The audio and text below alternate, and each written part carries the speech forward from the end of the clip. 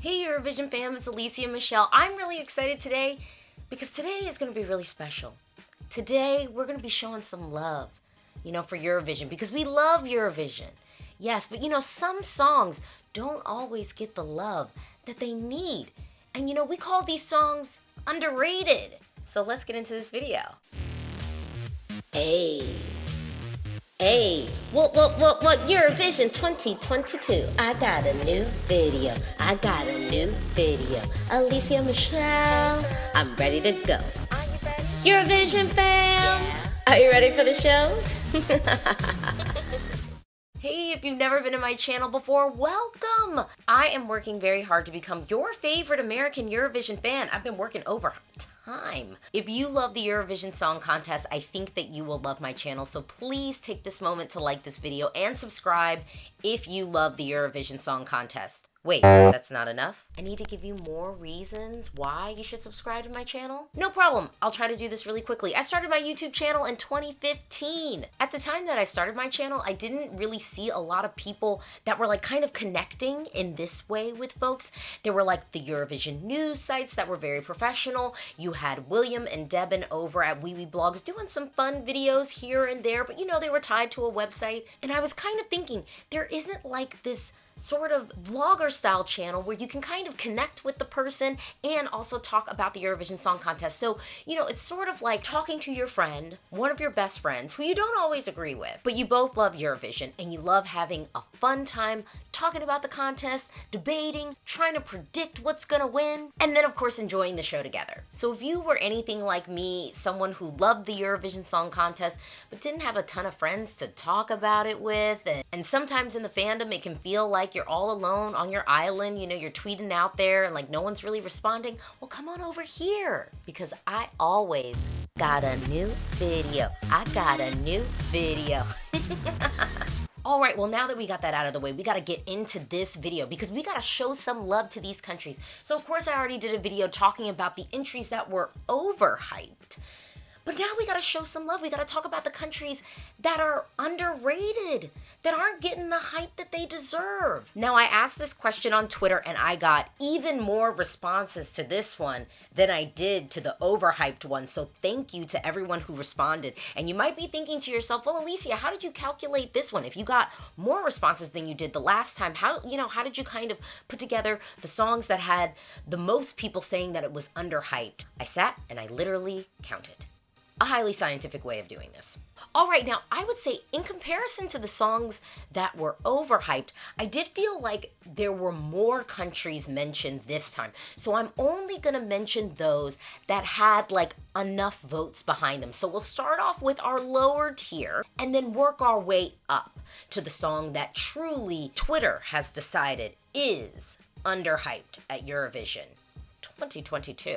The song with the least amount of mentions, with 7 mentions, technically about 8, because basically you have to be mentioned to get your name down on the list, and then I'd start tick marking after that for responses. Also, I will just say, y'all really don't know how to follow directions. So when I have this scroll up here, you're going to see on display all the people who can't follow directions, because I say the most underrated. That's not plural, that's singular. So that means you have one country that you can mention, and I would say 75% of the responses were mentioning multiple countries. Y'all gotta stop that.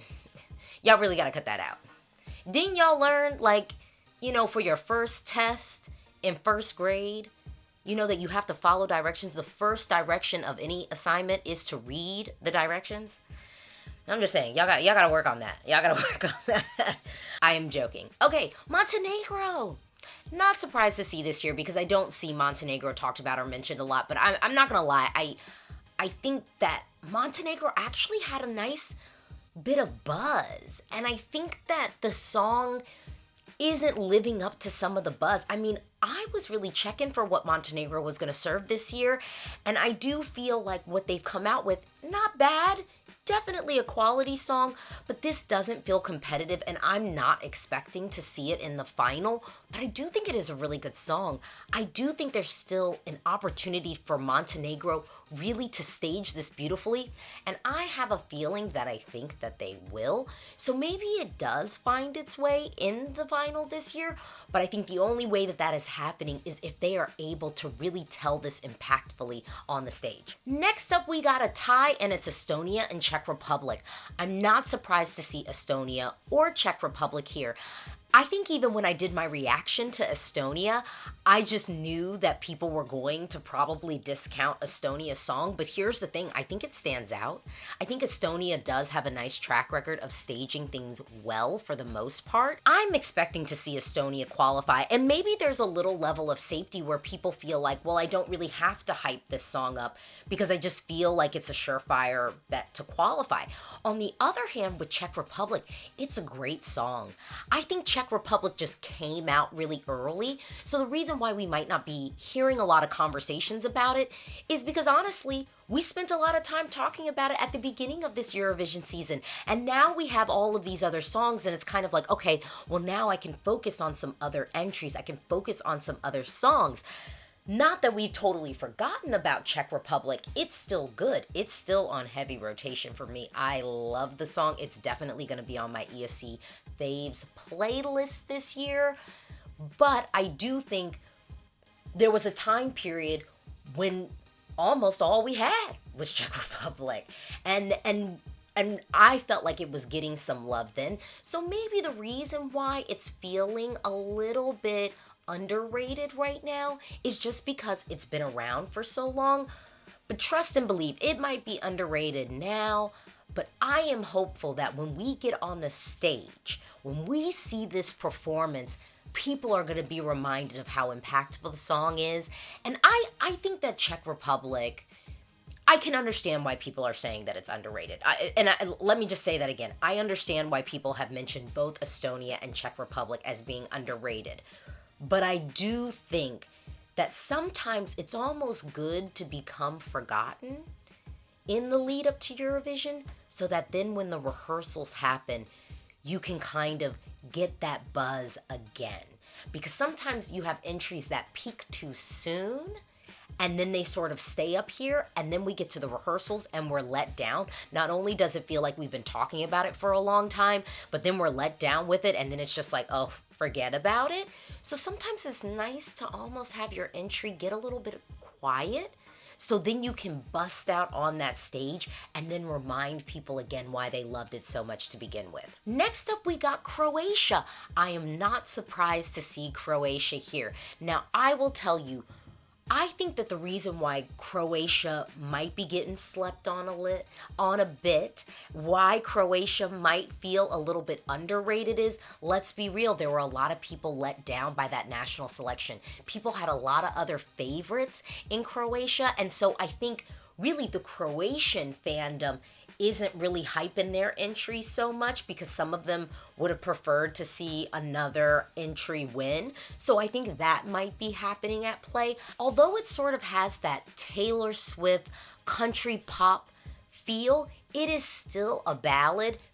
And most of the songs we have this year actually are ballads, and I actually broke down our genres. We'll have a video talking about sort of our genres and styles of music this year at Eurovision, but the ballads are the biggest thing. Now, the thing about a ballad is really a style of music. It's not a genre. So you can have rock ballads, you can have pop ballads, you can have an R&B ballad.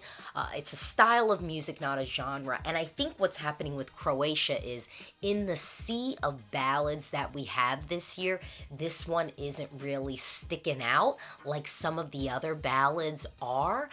And I will say personally with Croatia, I'm just not this demographic. I'm not really a Taylor Swift fan.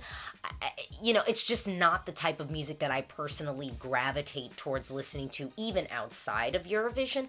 I actually liked the staging package that Croatia had. I think the staging package that they had at the national final might help them out at Eurovision. So I understand where some people feel like, Croatia's being underrated. I think Croatia still has a chance to qualify. Croatia is in semifinal 1, which is the semifinal that I think is actually kind of open for folks. So Croatia could find a space and make it into the final. But to be honest, do I really want to see it there? It's kind of one of those songs where I'm like, I don't dislike the song. It's just not my personal cup of tea. So if they're able to make an impact on the stage and Mia's able to sing it well, which honestly in the national selection she did, we could see Croatia being maybe underrated, and maybe it's more of a threat than people think it is. Now we've got a bit of a gap. So we're now moving on to our upper tier. We've got 6 more countries that I'm gonna be mentioning. So buckle up. Next up, we have Moldova. I was not surprised to see Moldova here. Here's the thing with Moldova. I think Moldova's almost being underrated, not in a negative way. I think it's being underrated in a sense that I think a lot of people just think that Moldova is qualifying. I think a lot of people feel like this one's qualifying. It's making it through. So, like, there doesn't necessarily need to be this fervency of stands supporting it and kind of pushing it out there to people. Moldova seems like a comfortable qualifier. When I heard the song, I was like, oh, this is qualifying. Like, this is qualifying, like, easy. The crazy thing is Moldova's probably their biggest competition. And this is saying something. Moldova's biggest competition is Latvia. In theory, you know, a group sending a song that's fun and semifinal 1 in the first half. That's probably their biggest competition. So I'm gonna go ahead and say Moldova's in a pretty good place if Latvia is your biggest competition. I think Moldova's gonna be doing fairly well. So I feel like it's underrated, but I'm kind of thinking it's more underrated because people are just like, oh yeah, like it's, you know, people aren't mentioning it a ton because it's like, oh yeah, like it's definitely qualifying. Like, next, move on to the next thing. Next up, I was actually happy to see this entry mentioned, like very, very happy to see this entry mentioned. And I'm not gonna lie, y'all, it's Denmark. Y'all are sleeping on Denmark because let's be real, Dance Melody Grand Prix, it wasn't that captivating of a show and it wasn't that strong of a national selection. But I'm going to tell you this right now. That song stands out on the playlist. It stands out on the playlist. This is going to be my karaoke select of Eurovision 2022. This is the song that in my car I am belting out for the high heavens. Okay, this is the song that I am screaming, I am singing along with. Now, I will say I'm probably slightly biased to Denmark's entry because I feel like it is very like Letters to Cleo. So if anyone has seen the movie 10 Things I Hate About You, they did 2 songs on that soundtrack for the movie. And they were just this like really sort of fun pop punk band in, I guess, was that the 90s or the early 2000s? I'm like, I might be aging myself here. The 90s or the early 2000s. Yeah, I'm just gonna gloss over that. You know, it was in a time period, you know, and so their style of music just really reminds me of like Letters to Cleo, and like that soundtrack was just something for me. So I'm probably inclined to like it. But the thing is, the song is catchy. Their styling was great. It's an all-girl rock band. They're gonna stand out. There are gonna be people who are singing along to this song. They're not gonna forget it. It is going to be impactful. And I am telling you, Denmark has qualified with less and in far more competitive semis. So we should not be counting out Denmark. I definitely agree with this one wholeheartedly. We should not be counting them out. And next up on the list, it's my girl from Ireland, Brooke. Ireland, that's rich. This song is definitely being slept on, and it's being underrated. The thing is, Ireland is in a tough semi. They are in a very tough semi. And we could lose this song, and it could be left in the semi, and it'll feel sad. It'll feel sad, because this is an extremely quality song, and all Ireland has to do is stage this well. And I've already told them on several occasions what I think the staging should be, but I think it's being underrated because it's Ireland and Ireland's recent history. I think that's a big thing. They haven't qualified since 2018. I think Ireland has also been on this really sad track of being in a lot of the bloodbath semis. I think that they have. So if this didn't make it through and they did stage it well, it's just a really tough semi. But I still think that this song has the ability to make an impact. The studio cut is professional. It's clean. I don't know if y'all realize, but we actually don't have that many pure pop entries at Eurovision this year. Like, straight up. I think what UK is giving us is pop, but sort of the other pop songs that we have are sort of like the ethno-pop bops that I think are a little bit different than just, kind of this pure pop entry. Ireland and the UK are the ones giving us these sort of pure pop songs. That's really it. The other, again, let me just tell you, the other pop songs we have the ethno bops. We got our ethnic inspired pop tracks. But that's serving a little bit of a different flavor than your run-of-the-mill kind of pop song. Some might be saying, well, Alesia, what about Czech Republic? That's electronic. What about Norway? Electronic.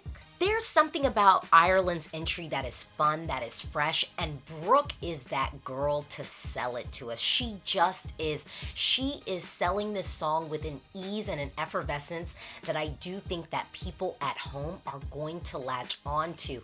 I don't think that this is something that people won't pick up the phone and call for. I do think that there's something about this that like young girls could latch onto and just go like, I am her. Like, I want to be partying at that slumber party.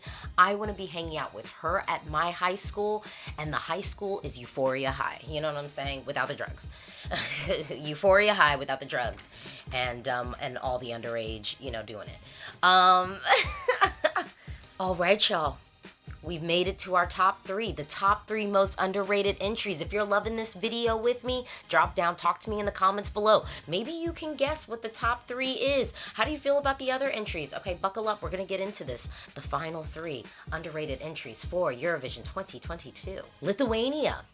Now, it's interesting because I had Lithuania pop up on the overhyped entries. Now, it didn't have that many, but I tend to agree that Lithuania is maybe a little bit more on the underrated side than the overhyped side of things. I said I think a lot of Lithuanians like the song and are talking about it. But hello, I'm an American and this is one of my favorite songs this year. Easily. I love what Lithuania is doing this year. And I have seen some people talking about it possibly not qualifying. And so with that, of a conversation of it possibly not qualifying, I then conversely have had some people who are like, look, this is a song that could come top 5 with the juries potentially. It's quality, it's well sung. I think Monica is going to deliver this with an ease and a professionalism and class that I think will stand out. I have heard people compare Lithuania's entry to what France did last year. I think when you're having a conversation where it's so polar, where it's like there are some people who are like, look, I could see juries really, really highly ranking this. And then on the other side, like, hey, I feel like there's not a lot of people talking about this entry. It's sort of a perfect storm for an entry that might be being underrated. I think it's pretty low in the odds right now, and I don't even think it's that high with the Eurovision scoreboard app. But yeah, Lithuania is here, and according to Twitter, a lot of y'all think it's underrated. And I think I tend to agree with that. I tend to agree with that. Next up, unsurprising, Slovenia. Slovenia and Lithuania, I should just say, were sort of duking it out. They were sort of like, one person would vote for this and then I'd have it here. And so like in the filming of this video, Slovenia has edged out Lithuania with literally 1 point. Here's the thing with Slovenia. It's not on streaming yet. It's not on Spotify and it's not on Apple Music. So I think it's hard for people to say, well, it's underrated. I'm like, well, people haven't been able to digest it. The masses haven't been able to experience it. Unless you are really like a Eurovision head like me and followed the national selection and maybe reacted to it or heard about it then, you really might not even be checking for it. They literally just dropped the music video. So that was like fairly put the national selection performance like on the Eurovision channel. And like I said, we still don't have it on streaming, so we can't consume it. So I think that's why it's being underrated, but I really, really like the song. There's an endearing quality. We actually have a story sort of behind the song of just these young kids who came together. They're like high schoolers. So it's like in between homework, it's like, okay, band practice. Love that. They're serving this very retro song with retro styling. Love that too. This is a really good entry, and it's funny because I actually think that this entry could get a little bit of that Dario Frere, energy, where it just feels so authentic and homegrown that there might be people who just watch it and just because of that endearing quality really back it, but it's also a really good song. And then finally, our top most underrated entry. I'm not surprised to see it here. It's North Macedonia.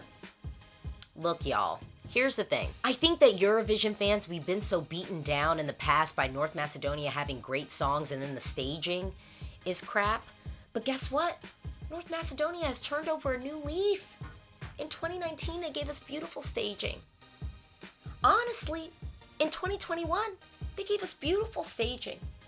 So I am hopeful that North Macedonia will watch my videos and pick up the staging package idea that I gave to them. Because if they come with that staging package, we could probably expect to see North Macedonia in the grand final.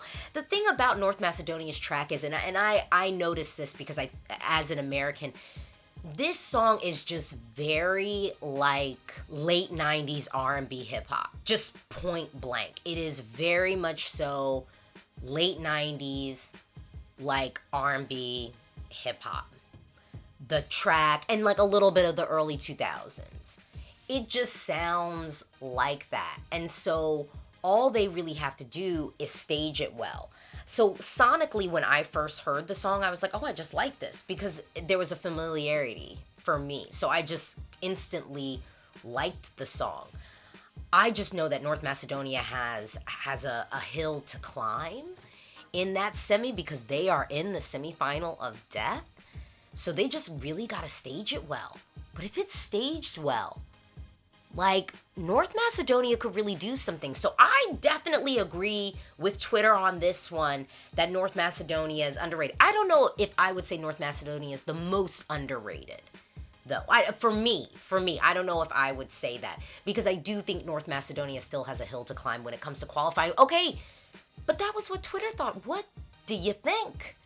Drop down and talk in the comments below. Do you think that there's a song that's more underrated that wasn't mentioned in this video? Drop down and talk to me in the comments below. Do you agree with what Twitter had to say and all the varying answers? I could just say like other countries that were mentioned. Other countries that were mentioned were Switzerland, Israel, Germany, Iceland, Bulgaria, Finland, Belgium, Cyprus, Portugal, Latvia, UK, and San Marino. Honestly, I'm not gonna lie. I was expecting to see more people saying that San Marino was underrated. That was the one that I think I was like, oh, okay, there's going to be a lot of people who say that, but not. Our top 3 underrated in order: Lithuania, Slovenia, and North Macedonia. Talk to me in the comments below. If you like this video, please like it. Don't forget to subscribe. I am so excited for Eurovision 2022. Yeah. Bye.